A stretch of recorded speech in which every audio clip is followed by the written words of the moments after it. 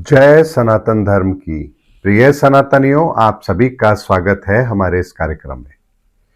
सनातनियों, दुनिया कल्कि की प्रतीक्षा कर रही है। बहुत लोग हैं जिन्हें इंतजार है कि कल्कि आएंगे, और कल्कि आएंगे तो उन्हें दर्शन देंगे। दर्शन देंगे, उनका कल्याण हो जाएगा। कल्कि आ जाए, हम उनसे मिल लें, हमारे पाप धुल जाएंगे। ऐसी बहुत सी भावनाएं हैं लोगों की जो कल्कि को लेकर के हैं। यहां तक कि संत समाज भी इस बात की प्रतीक्षा कर रहा है कि कल्कि आएंगे।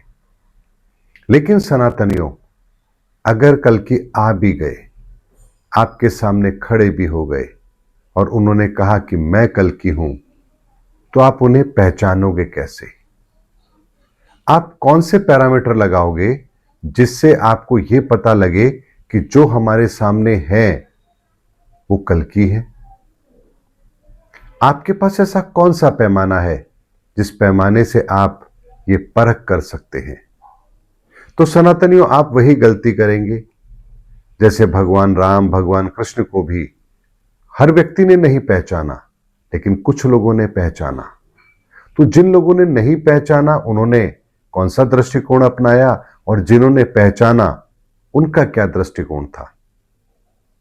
आपके सामने भी अगर कल्कि आ गए तो आप यही तो सोचेंगे, अरे ये तो कल्कि है, ये तो स्वयं नारायण के अवतार हैं, भगवान विष्णु के अवतार हैं, 10वें अवतार हैं जिनके बारे में शास्त्रों में कहा गया है। तो ये तो एक चुटकी से पूरी दुनिया को बदल के रख देंगे। इनके पास तो इतनी ताकत होगी।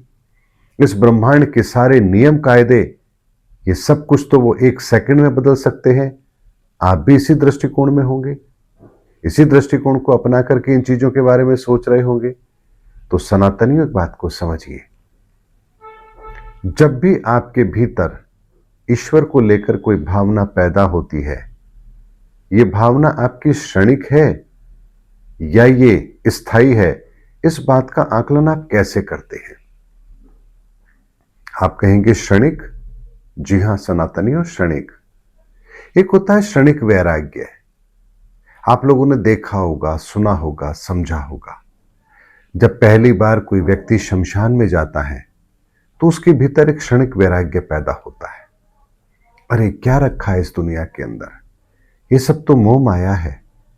देखो, ये भी कितना बड़ा आदमी था, आज इसकी पूरी जिंदगी की लीला समाप्त हो चुकी है, एक दिन मेरी भी होनी है, तो मैं क्यों ऐसे कर्म करूं जिससे मेरी गति खराब हो? एक वैराग्य, क्षणिक वैराग्य आपके भीतर पैदा होता है। हो सकता है क्षणिक वैराग्य आपका केवल शमशान तक हो। जैसे ही शमशान से बाहर निकलेंगे, आप अपनी दुनिया में मस्त हो जाएंगे। कुछ लोग होंगे जिनका यह वैराग्य कई दिनों तक चलेगा। हो सकता है 5, 7, 10 दिन तक ये वैराग्य चले। और कुछ लोग होंगे जिनका वैराग्य कई वर्षों तक चल सकता है। और कुछ लोग होंगे जो इस वैराग्य को स्थायी तौर पर अपने जीवन में धारण कर लेंगे और अपने लिए एक नए रास्ते की तलाश करेंगे। जैसे महात्मा बुद्ध को भी जब वैराग्य हुआ, वो क्षणिक वैराग्य नहीं था। उन्होंने भी एक अर्थी को ही देखा था और पूछा था कि ये कौन है। और जब उन्हें पता लगा ये तो मृत्यु का वो अंतिम सत्य है जो सबके साथ घटित होना है, तो यहां उन्हें भी वैराग्य हुआ। और वो वैराग्य क्षणिक नहीं था, वो स्थायी था। और पूरे जीवन उन्होंने उस वैराग्य को अपने जीवन में अपनाए रखा और उस बौद्धत्व को प्राप्त किया। ठीक ऐसी ही प्रक्रिया कल्कि को लेकर के भी आप लोगों के बीच में जरूर होगी। बहुत से लोग होंगे जिनके भीतर बहुत भावना है कल्कि को लेकर, और वो भावना पवित्र भी है। और यदि कल्कि उनके सामने आएंगे तो वो अपना जीवन उनके प्रति समर्पित भाव से रख देंगे, ऐसा वो मानते भी हैं।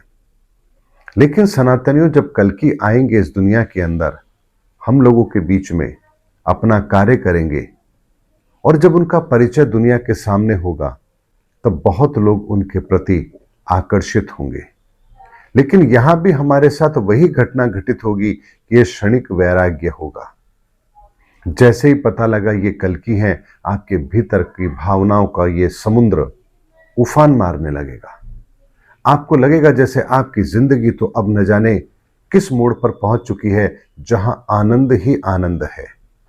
लेकिन ये वैराग्य आपका क्षणिक होगा, ये आनंद आपका क्षणिक होगा। कुछ लोगों का कुछ घंटों के लिए होगा, कुछ लोगों का कुछ महीनों के लिए होगा, लेकिन कुछ लोग ऐसे भी होंगे जिनका ये आनंद स्थायी होगा। लेकिन आपका ये आनंद स्थायी रहे, उसके लिए आपकी क्या तैयारी है? जरा एक बात को समझते हैं। मान लीजिए कल की आ गए, आपके सामने है, तो आप क्या करेंगे? आप यही तो सोचेंगे, अरे ये कल की है तो इनको तो सब पता होगा, ये तो सारी दुनिया के रहस्य को जानते होंगे, इनसे क्या छुपा है। ऐसा ही तो भगवान राम के साथ भी था। तो भगवान राम भी तो सब कुछ जानते थे, भगवान कृष्ण भी तो सब कुछ जानते थे। तो हनुमान जी ने तो कभी राम से प्रश्न नहीं किया, प्रभु आप तो सब जानते हैं, फिर माता सीता का पता लगाने के लिए आप मुझे क्यों भेज रहे हैं?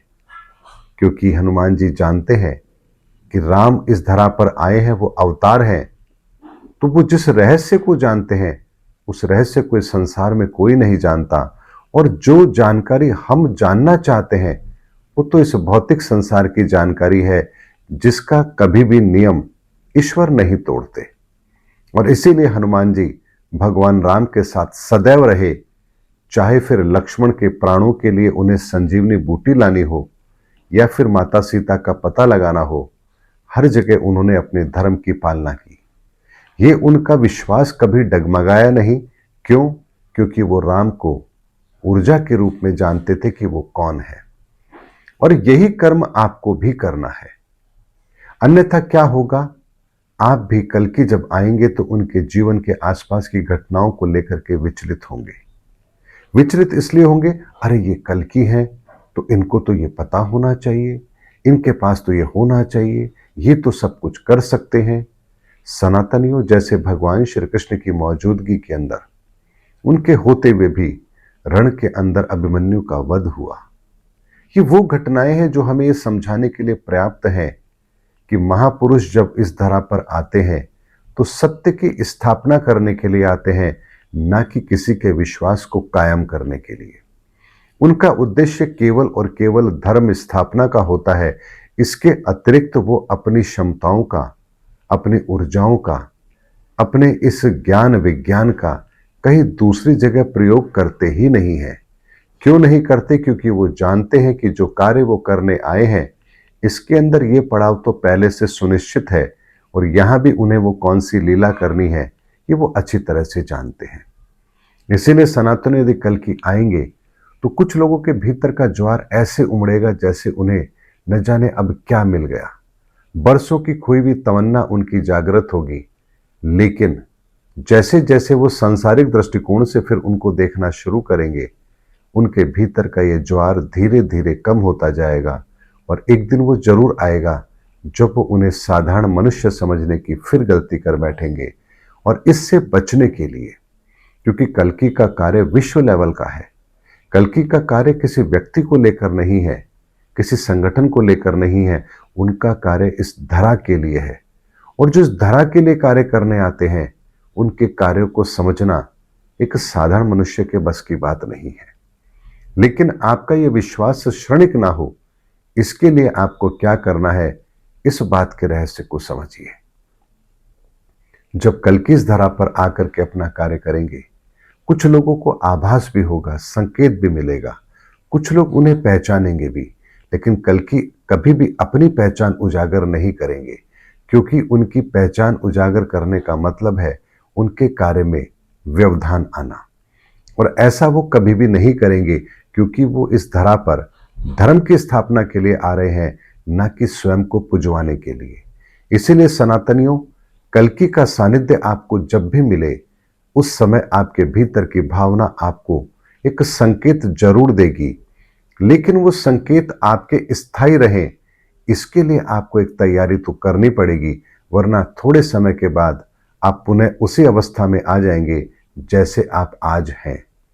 इसीलिए सबसे पहले अपने भीतर के उन 7 तत्वों को बेहतर बनाने के लिए कुछ नियमों को समझिए, जो नियम हर व्यक्ति के लिए अनिवार्य है।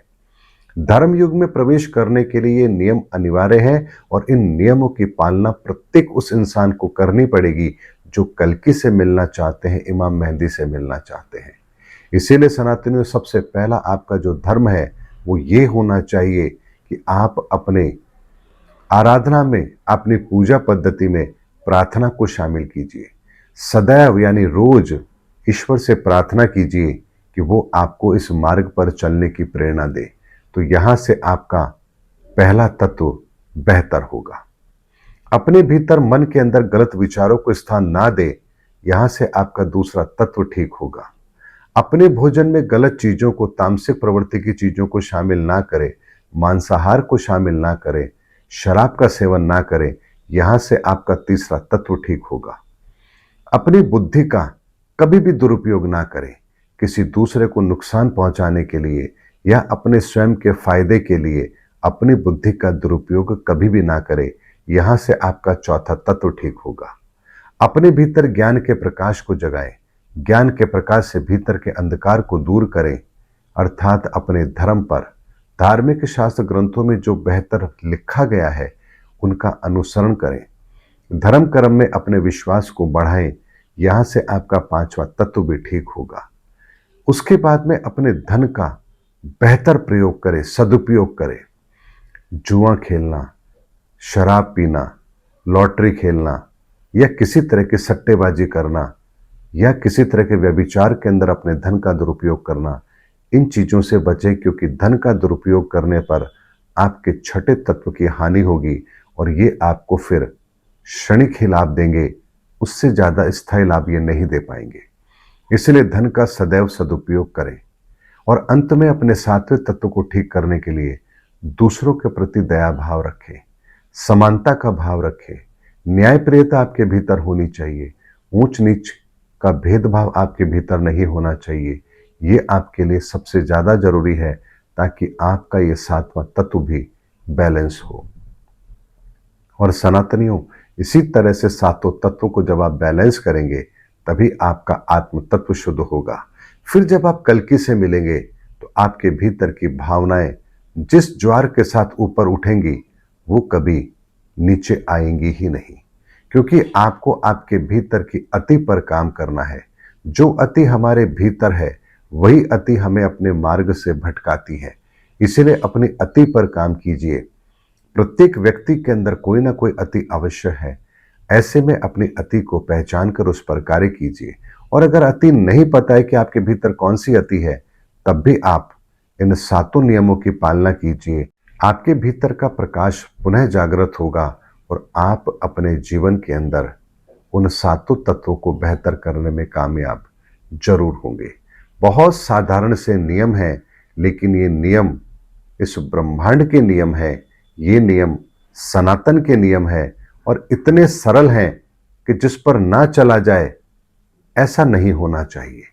क्योंकि बहुत ज्यादा मुश्किल परीक्षा हो तो हम समझ भी सकते हैं कि अरे कैसे चलेंगे, लेकिन इन नियमों पर चलना तो आपके किसी भी कार्य में व्यवधान पैदा कर ही नहीं रहा, बल्कि आपके जीवन के अंदर जो आप कार्य कर रहे हैं उनको और बेहतर करने की आपको ताकत देगा। इसीलिए सनातनियों, जब 2026 के साल में कल्कि के प्राकट्य का समय है तो आपकी तैयारी भी पूर्ण होनी चाहिए। और इसीलिए आज का वीडियो मैंने आपको 2026 के अंदर एक उपहार स्वरूप दिया है कि आप कल्कि के प्रति जो भाव रखते हैं वो भाव आपके सदा विद्यमान रहे आपके भीतर। आप जब कल्कि से मिले, उनसे आपका परिचय हो, तो आपकी भावना सदा सदा के लिए वैसी रहे। आप कभी भी क्षणिक लाभ के अंदर आकर या क्षणिक वैराग्य में आकर के उन भावनाओं को ग्रहण ना करें जो थोड़े समय के पश्चात आपको पुनः उसी अवस्था में ले जाती है जहां आप हमेशा खोए रहते हैं। इसीलिए सनातनियों, ईश्वर के प्रति आपका जो विश्वास है, यह विश्वास सदा सदा के लिए कायम तब रहता है जब आप अपने भीतर के इन सात तत्वों पर काम करते हैं, अपनी अति पर काम करते हैं। अन्यथा ऐसा ही होगा कि बहुत कुछ आपके सामने से घटित होकर निकल जाएगा और आप केवल देखते रह जाएंगे। उम्मीद करता हूं सनातनियों, आज का वीडियो आपके जीवन के अंदर आपको कल्कि से मिलने के लिए प्रेरित जरूर करेगा और कल्कि को पहचानने में भी आपकी मदद जरूर करेगा। मिलेंगे अगले वीडियो के अंदर। तब तक के लिए जय सनातन धर्म की, जय धर्मयुग की, जय सनातन विश्व।